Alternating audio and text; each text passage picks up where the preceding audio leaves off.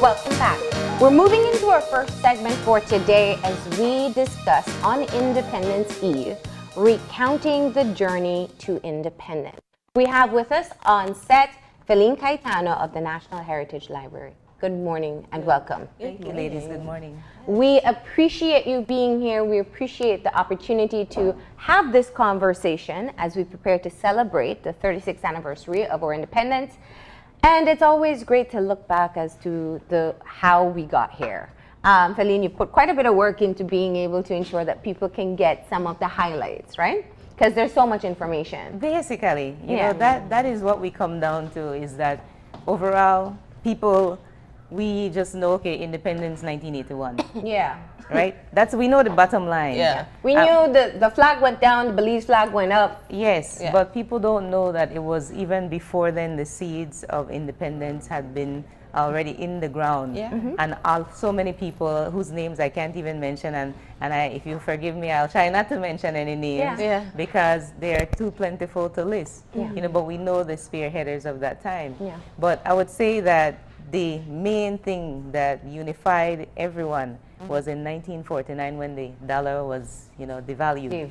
And what that did was just brought together the unions, brought together, you know, the normal everyday human Belizean, and we said, you know, this means that they really don't care about us and our needs, and therefore we need to move away from what we're under right now, which is serious colonialism, that somebody can decide, even though we're voting not to devalue, that they will decide and impose this upon us. And in fact, I never thought of that, but the establishment of political parties or political groups really was the beginning of a movement to say that we won't sit by and accept status quo, which was what was happening in the colonial leadership that we had prior to 1949. Yes. Okay, so that was the first catalyst, we would say. One of the first. One of the first, because we can go as far back as 1919, you know, the ex-servicemen. But I don't, you know. Way yeah, the ex-servicemen's right. Yeah. You know, but I'll say 1949, it was really clear that everybody was on the same page. And then if you'll just hold up the book for just a minute. Go ahead. You know, what I thought to do in preparation for this quick discussion was to say, okay, what would somebody, the average Belizean, how would you go about to learn or educate yourself about the 21st, about independence? And so I said I retraced my own steps. And I'll get into that in a few. But this book kind of has those main documents, you know, that somebody would want to consult to help them get the how and the why and what is there. Yes. So what it has in there from 1963, it was that George Price gave a speech in which he was setting forth a motion for Belize to advocate for self-government. And so in preparation for self-government, he was saying that, well, we're at this phase and we know that it will eventually lead to independence. And the billboard said, well, if you think of self-government, it's kind of an engagement. We don't know when the wedding will be, but let's consider that we've committed to this. And I like that statement that the billboard set out. I feel like that's a very interesting statement that you just made, because I'm thinking to myself, within the Caribbean region, they were on the same path as well, but for them, it seemed like it was quicker than how it happened in Belize. Why do you think that was the case? Well, that came up in 1975. George Price gave a speech at the UN in which he said, it's now almost 12 years since we have been, you know, since we've been on this path of self-governance. And the main fear that all of us has been Guatemala. You know, Guatemala looming over us has been the main, you know, reason why we haven't just jumped under this umbrella of the UK. And that is, there was a document before in which they allowed Philip Golson to address the UN. They usually don't have the opposition come out, you know, or only at a certain time. You know, there are certain stipulations, but they allowed him to speak and address the point of Guatemala, you know, in it. And that's a very important point to perhaps elaborate on. we know the issues that we have and the feelings that we have regarding the unfounded claim that Guatemala has over Belize. But back then, it felt more real. I think people were genuinely going to bed at night feeling like, and this is just as it has been described to me, going to bed at night thinking, what if Guatemala invades us tomorrow? And that had a different impact on the people then. It was a very real threat.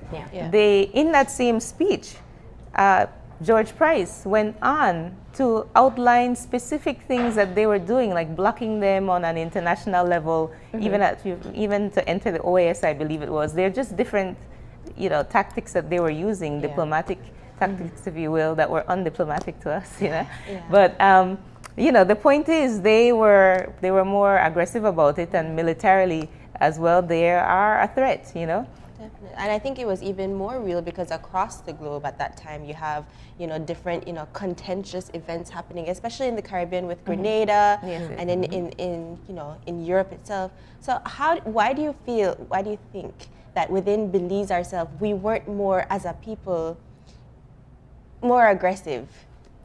Our government definitely was, but as a people, I mean, have we ever been? And this is what I'm trying to get. I'm trying to understand why is it that our society is it more? We don't push for it more. Why don't we push in the way that other countries, other nations do? Especially when we have our leaders in that time advocating for it so heavily, and the feeling was even more real than it is now. Well, I would go back again and say, just that the fear. That fear was so strong that, and it too, that uncertainty you can tell in the migration patterns at that time. First of all, Belize, I'm pulling from different sources here, but you would look at how the migration of Belize, the pattern, we know Hurricane Hattie, even prior to that, there were people leaving. But when in independence, the economic climate at the time too was very rough. And so a lot of people left too because of the uncertainty of independence. What will it bring? What will happen? What's going to come upon us next? And so because of that, people were just like, and there was a large contingent of folks who didn't want independence because of that. So I mean, you can't move quickly. The whole thing about you want to go somewhere fast, go by yourself. If you want to go, far, you go with a lot of folks. And so because of that there was always a tug of war. And when I look at it, I'm saying, are you just the opposition to oppose everything? Well, and I think fears are real, obviously. If I'm to put myself into the mindset of a Belizean, technically a British Honduran at that time, who really believes that there is a palpable threat of an invasion by Guatemala, and we have been governed by this very wealthy country that takes care of everything. It's almost like moving out on your own. It's independence. That's exactly what it is. And that's a scary feeling for people. Now, you had two sides at that point. One that was saying, we can do it, we should do it, and one that was saying, hey, everything that we think might happen will happen if we go this path. So given the very different positions on independence, what were some of the key factors that actually led us to achieve independence in 1981? That's a hard one. And I honestly can't answer it here and now. Because I look at different documents. Like there was a report from 1979, which projected and said so much about Belize. It was like basically an economic survey of Belize. Based on different UNDP persons had done this research, and in it said a couple of things that just really stuck in my brain about how Belize, there's so much potential here, for minerals, for this, for that, and so much. And they said, but there are not enough people. So that's an important. That's the vulnerability. Yeah, definitely. And in my head, I feel like even more important to ask, because I struggle with deciding whether or not we were ready for independence. Because yes, we have all the potential, we have the resources, but our population was extremely tiny. And I mean, so was the populations in the Caribbean, but they're far smaller than we are geographically. So what are some of the elements you think we're missing on the road to independence that we kind of oversighted? Yes, we want our freedom, we want our autonomy, but there are certain structures and systems in place that just weren't there. Well, structures, that's it, infrastructure. Yeah. You know, the infrastructure, the insecurity of being under an umbrella and then you're stepping out from under that protection. Yeah. You know, that, all of those. But as you said, you know, I mean, I would say, as George Price said, that push, that advocacy, it had been there. So people had been saying, let's do it, let's do it, let's do it. Yeah. And I think it was in that same 1963 motion where he said, you know what, our manifesto said in 1960 or 1961 that if you all vote us, you're voting for self-government. Yeah. So therefore, we are obligated to give you this. And so, you know, that was one of the points. Then then it was Philip Golson, who said, you say that your mandate said this, but at the same time, you're not giving us enough time to even debate it or publicly discuss, you know, whether we want it or not or now or all of these things. And he's saying, I'm not going to oppose it because, you know, of course we agree with it, but at the same time, you're not giving us enough time to have a public discourse. Definitely. Now, I didn't get a chance to consult the documentation for independence itself, like whether they, and I'm sure they did go through that same process, you know, where they looked at it and you know, we know the back and forth that went on between the two. You know, the UDP said, no, you know, the economic climate is bad, you know, Guatemala is still over us, you know, XYZ. And then, of course, the heads of agreement, you know, all of those things leading up to independence itself made them say, no. Yeah. You know, maybe a better time might come down the road, but you know, it's kind of like pregnancy, you know, if you will. You know, when you're pregnant, the baby is coming, whether you're ready or not. Exactly. Yeah. And so yesterday, actually, I called an aunt of mine. She was a very strong UDP supporter at the time and now. And I asked her about how it was. And frankly, she said, and this brings me really into my librarian, let's get a lot of oral history compiled, because she said, you know, Nibase, that means niece in Garifuna. I can't really tell you that much right now. It's not that fresh in my mind, but the one thing that stands out is that we didn't want it then. Yeah. You wanted it? Yeah, we wanted it, but we didn't want it then. We just didn't think that we were ready for it. And then the next thing that she said is that, and I tried to pull this from her, you know, I really had to to yank, you know, and it's just like, not yanking that way. I know, we get it. And so I said, Auntie, how is it that at that time, you know, the national pride was not there, you know, and she said, well, you know, it took us a while to have a sense of ownership. Yeah. And so that is one thing that I want to put forth, is that sense of ownership, although yes, and even now we know we're independent, but we're still part of the Commonwealth. You know, now we are looking at that. Our generation could look at that. You know, their generation, they were like, you know, let's just say independence. That's the first step to let people know we're ready. Or this is the next step. So this sense of ownership, she said, didn't come until about 84, 85. You know, where people said, this stuff for we, like whatever, we sink or swim, we're in it. We're diving in. Yeah. This infrastructure that we're complaining about, these laws, whatever, the education system, of course, all of these reformations that go along with that, none of that really happened until years and in fact sometimes decades after. You know, and in fact, you ask any teacher, and you still, you know, we have a lot of Caribbean influence materials that come our way, and that's a whole other conversation that I have when we talk about the nationalizing of the education system, you know, the SJC, that movement of Belizean history and Belizean studies, all of that is what comes to me. Now, I want to touch on something that I have been saying over the past week, we just haven't spoken about enough, and that is the heads of agreement. We hear all the time about the heads of agreement, but it's not something that we have really discussed and a question even in our next panel when we bring our young people how much they can tell us about the heads of agreement. Now we want to be able, this was a very important point in our history. One, it's always one of the times that we reflect to how there can be a people's movement, people standing up and taking a stand from back then. Talk about the impact that that had on the country at the time. Okay, well, the heads of agreement, I'll point people to an online resource. We have a resource called DLOC, Digital Library of the Caribbean. Okay. And DLOC has it says a document called Government Explains the Heads of Agreement.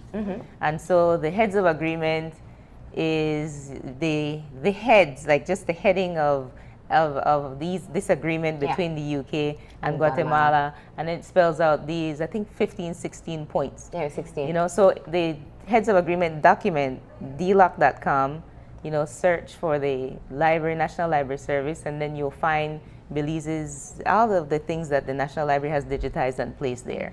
And so I can't really say that we go into the headings and can give that thorough explanation. So the best thing to do is to point to it. But as you state, you know, and I'll take a step further and say that the 1859 treaty, in there too, it talks about it, is that it was more of a misunderstanding than an understanding.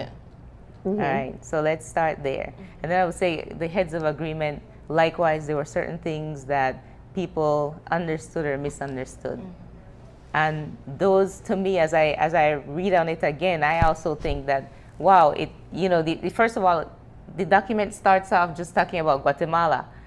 And then in the end, okay, the Belize will get this and this and this and that too, you know? And then you have the UK, of course, entering into it with Guatemala. So the Belizeans ourselves, it sounds like, and it looks like on paper that our voice, you know, our voices weren't it's the reflected UK there. and Guatemala making decisions about Belize. Yeah, which is what in 1975, and also with Philip Golson, that time when they're discussing Guatemala, saying that, you know, here UK and Guatemala are here making secret agreements or discussions, you know, and we need to be involved. We're at the point where we want to have our voice and our voice should be heard. And, you know, all of that. Can I just say a couple things out of the heads of agreement, because it's mind-boggling. I don't want to say what's the word I want to say. Guatemala shall be accorded such territorial seas as shall ensure permanent and unimpeded access to the high seas, together with rights over the sea thereunder. Guatemala shall have use and enjoyment of Ranguana and Zapadilla Keys, and rights in those areas of the sea adjacent to the keys as may be agreed. Those are only two. I'm looking through it and I'm just saying, we know some problems today that we are facing as a country that almost feels like some of this exists. But that's aside. Let's look at the reaction of the Belizean people to this. Yes, yes. Well, it has been long-standing, this threat. And even though it was a different generation than before, they, you know, that passion was still there. Like, you know, are you really selling us out to Guatemala? You know, it was giving access. It was talking about building roads, about oil pipes connecting. So that was it.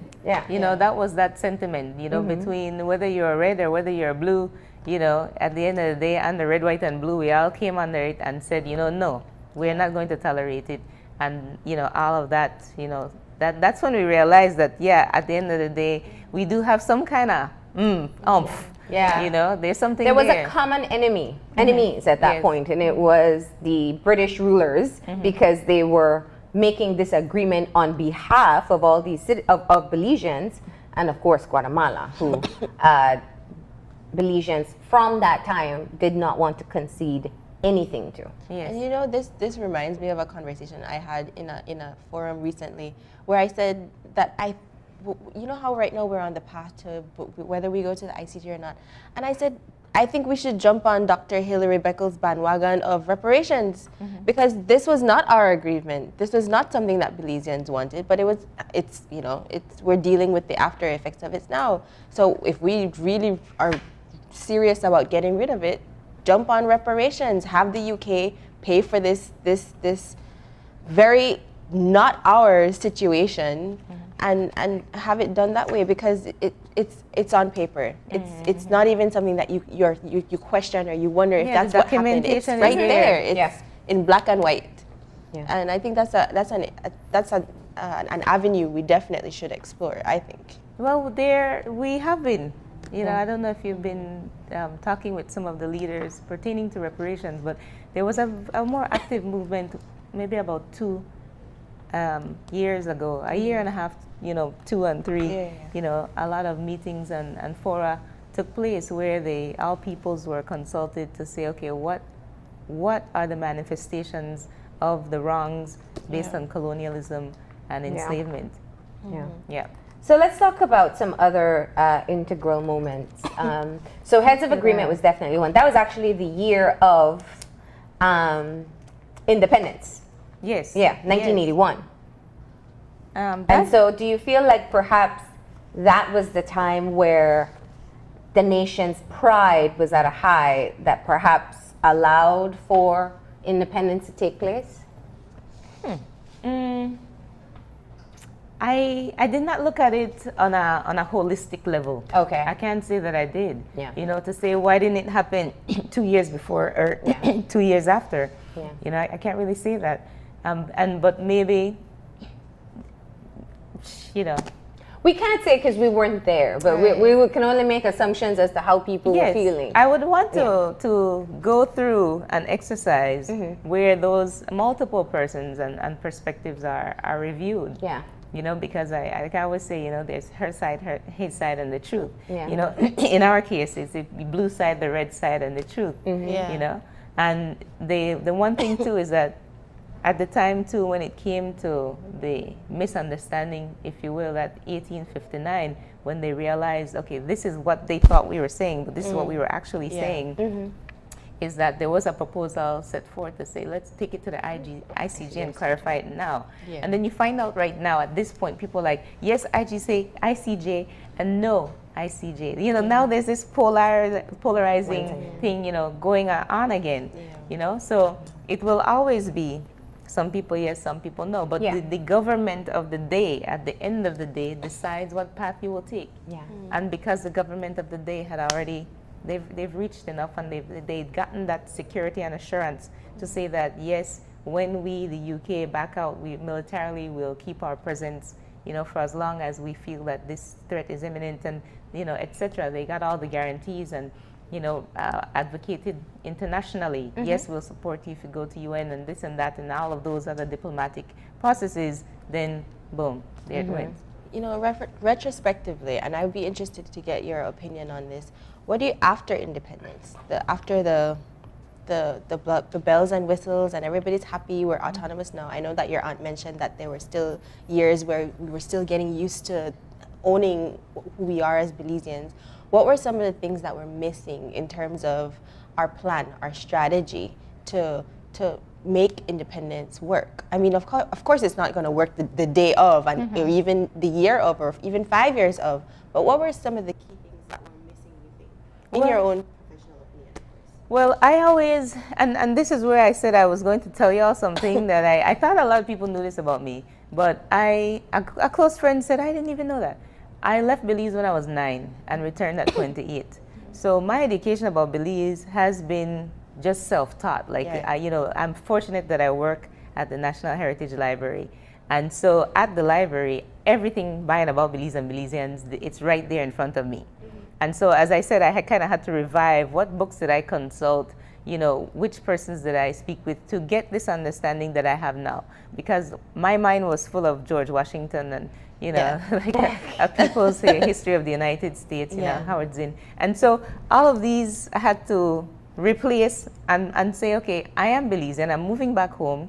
You know, I decided from the age of 9 that I didn't want to come here at 65. I wanted to come here at about 25, 30. And in order to do so, I have to have a Belizean mind, and a Belizean frame of mind requires that I know what is here, what happened, and how I can contribute. And the one thing that I lament is that I find that people who lived here and were educated here have the same context that I have. And I said, how is it that I thought that, I would be able to talk to my peers and they would, give me the cliff notes, that I wouldn't have to go through so much of this independent research on my own. Anyway, that said, the thing that I found out along the way is just that, the need for nationalizing ourselves, like knowing that this journey was a journey. People fought, lived, and died for it. The same as if you look at the civil rights movement in the US, everybody's enjoying this and enjoying that. And yes, there are definitely still a lot of problems, systemic, institutionalized issues, and the same goes here. Those were not addressed. So on the surface, certain things were addressed, again, on a diplomatic level. But I pointed out, education system had not reformed, the infrastructure, there were certain things that were just designed for the colonial administration or the colonial system to perpetuate the status quo to be what it is, and for the, if you will, that exploitation of the colonial country. So to remove that, and I lament the way I saw it, the way I see it now, is that we replace one umbrella for another. And I came from under that umbrella, so I know that umbrella well. It's not an umbrella that we should try to emulate and find ourselves under, but that's what I see happening right now.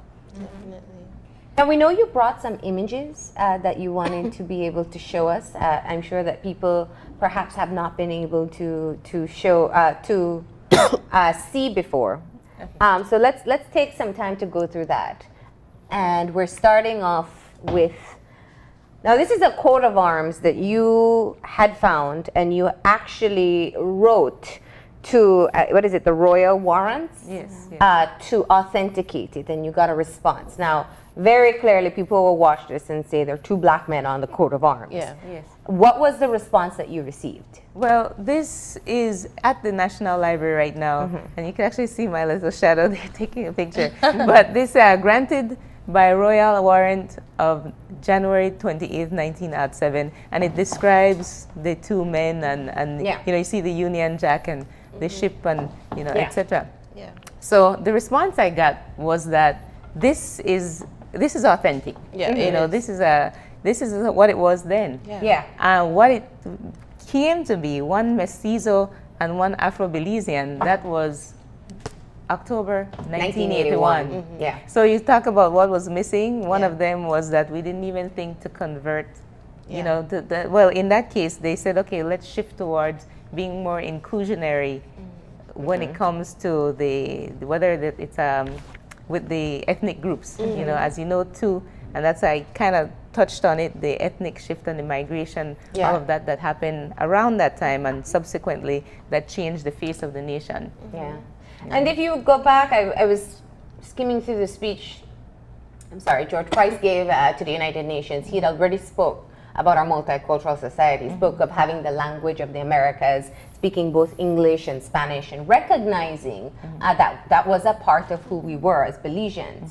So what you're saying is, because we don't want anybody to get confused, is that once upon a time, our coat of arms had two black men. Yes. In 1981, it was updated to include one mestizo Belizean and one Afro-Belizean. Yes. Okay. And this was the case because my dad, I know this from my dad, like he growing up knew that the coat of arms had two black men on it. And at first when I heard that as a child, I'm like, no, that's not true. And even now when people look at it, they think it's a white man and it's a black man, and it's not. It's not white, white, and I think it's that's an important observation to make, because we think that we hold on to our white colonial history with that one white man, and it's not that. And I think that's an important distinction to bring to the forefront.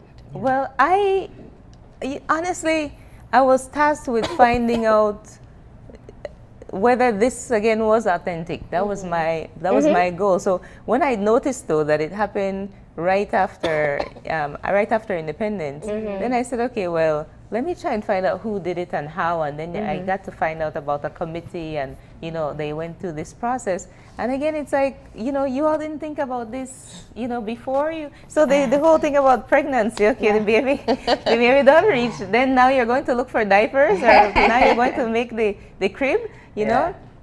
Yeah. So that was it. But Hi, but that's a difficult one to tackle, though, that systemic, you know, racism and the undertones of it and all the other things that encompass. That's pretty hard to tackle in any country, yes, I think. and that was one of the accusations too. You know, there are so many things that you come across about Latinizing Belize, you know, about why Belize was more aligned to Central America than the Caribbean. Why, you know, how is it in vogue that sometimes we're more Caribbean than Central American? And just us too as a people, how we embrace our Caribbeanness as much as our Central American, you know, position. I feel like we're the red-headed stepchild, which is something that we shouldn't say, but We just said no illegitimate I children. know. Yeah, exactly. Take certain, thank Yeah. you. Certain Yeah. things with each other. So the nation we are making, the National Collection, and their local collections in every public library in the country. So everyone can go to their library and ask about the local collection and see some of these books to help, you know, give them some understanding of what took place. So these are some of the books that what you'll see there are some pictures that are also pertaining to the 10th, because this publication that I brought with me, celebrating the 10th and 21st of September, I think it's something that all Belizeans should have, because of, you know, so much misinformation online. You know, sometimes that you just want to say, okay, what's real, what is not. And so some of these pictures are of these publications. You also had some newspaper clips that would look at kind of what the public sentiment was at that time. Yes, yes. There we go. Yeah, so this, you know, the different newspapers. Wait, are they talking about land scandal there again? Hey, 1981, what is that? It's a part of our culture. 1972. This is 1972, yes. Same old hustle, it was old back then too. Yeah. I guess some things will take longer to outgrow. Okay, so here we see. Yeah, this This is 1957. 1957, yes. So, Okay. International news and all. King Haakon in Norway died. yeah, I'm not sure why this one was included Because with they the were bundle. talking that we had a movie theater then that advertised, and I'm kidding. No, the Majestic was very important to people. Yeah, it then, was. It was. That's Yeah. there should be a book about these places that people refer to, and certain things like Heron H, you know, certain means of transportation that no longer exist, but help to build a nation as much as every other thing. This is the act. And I want to say maybe this was probably the last time that seal was used at the top. Yeah? I'm thinking about the official government. document. Yeah, as official. Government gazette. Yeah, Nice. And that's what made Belize Belize. basically. Yeah. And that's going back to the United Nations. Yes, yes. And that was showing how everybody supported Except Guatemala. except Guatemala. Yes, yes. And these are member states of the UN. Not Yes, other countries. yes. And this was the invitation on Brockdown magazine for people to come out and celebrate. Yeah. Dress red, white, and blue. How And so this goes back to devaluation again, the public meeting. I thought this was interesting, just how they documented the words they used. Definitely, assuredly, undoubtedly, but of course. And then colonial office robots. Yeah. Oh, I missed that. I was just seeing the part below. Yeah. Yeah. And we had the Belizeans clearly saying no. Yes, yes. And of course, part of the issue, the issue here is that you could see the Belizeans outnumbered the colonials in that decision, but they proceeded anyway. Yes, yes, yes. And I don't know, it will forever boggle my mind how people, human beings, we can do this to each other, you know, and then not feel like somewhere down the line there will be some kind of repercussion, when it comes down to those folks being enlightened and trying to right those wrongs. And like right now, as reparations, like how dare you? Really? No, not how dare us. How dare you? So that is the thing. This was one of the report that I mentioned about 1979 when they were looking at Belize and our prospects. The one thing that I take note of when I was looking at was that in 1980 our population was 145,353 persons. And then now in 2017, 387,879 persons. So we're more than twice, the size that we were at that time. Which is still not a lot. Yes, very tiny. Yeah, and relative to our size too. Yeah. So, the materials I consulted, again, colonialism and resistance, that gives a good set of kind of headers and points, pertaining to the history of independence and before. And apart from all, how very interesting this is, how much information there is that people can access, because we rely on classes when we're in school to learn our history. When there is material as adults, we can get up and read, and even as young people, we can. Now, Feline, I know we gave you an impossible task this morning to condense as much information as you could with visuals for this morning. But I want to ask you, as somebody who is so intimately involved and has taken all the time with reviewing the document, what stands out the most? What's the most powerful piece of information for you on a personal level that you found in reviewing Belize's journey to independence? Let me see if I wrote anything here in my notes, right?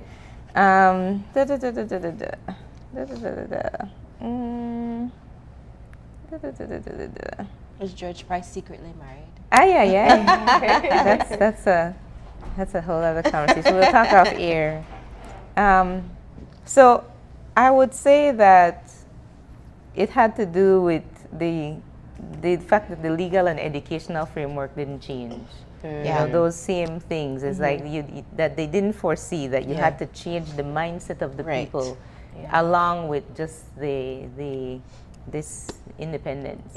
That we had to make a bigger shift. Yes, a bigger shift, and we have to do it now. This is really a time, a polarizing time, where we have to say, where we, like I said, I left America, and I come home and it's like I'm living under certain American things, and just even people's way of speaking is like, this is not the Belize that I left. And this is not a Belize that we're walking towards. Like, do you know what America is like? Do you know that there are 2 or 3, even 4 different Americas? And it's not the one you see on TV. It's not the one you see on TV. Definitely. And so that people, you emulate the good and the bad. Whether you know it or not. That when you think you're bringing in the good, there's certain bad that sneaks in with that as well. And every time when somebody says the N-word here, I just cringe. Like, I didn't hear that growing up. The Belize I left, we weren't saying that. And do you know all the history that comes along with that?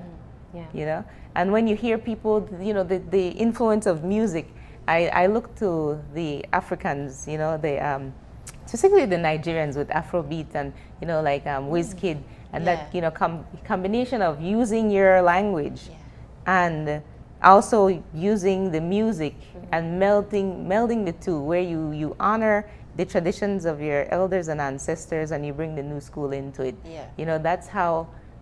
That's the flow that I like. And I feel like we are at this place where we can remix it. We have this influence. We have Central America.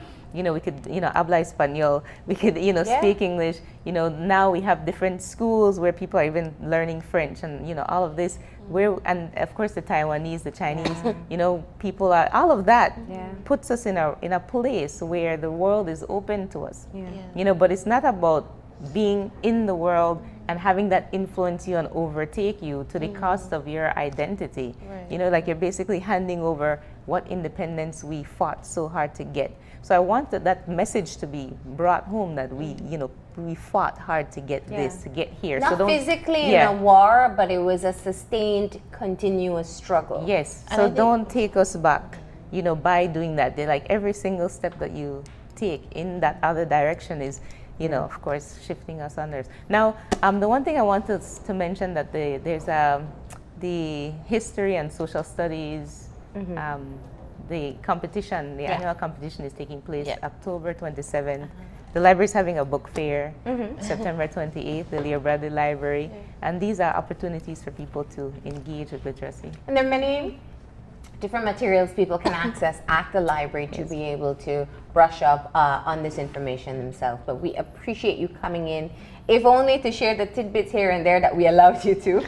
But I think it's very powerful, especially on this day before we celebrate our Independence Day, to appreciate what took place then and why we get to enjoy the Belize, and sometimes not really like our Belize, but that we have every day. Yes. Right? Know what we're celebrating. Yeah. Well, thank you for the invitation.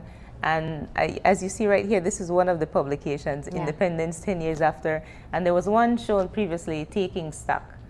So hopefully more publications like these come out that show where we stand, after X amount of years, this is where we are. Yeah. All right. And with that, we're going to go ahead and take a break. And we're shifting from history to the young minds who will be the future leaders of Belize. They're going to be talking about youth and patriotism and how to bridge that divide. That's coming up after the break.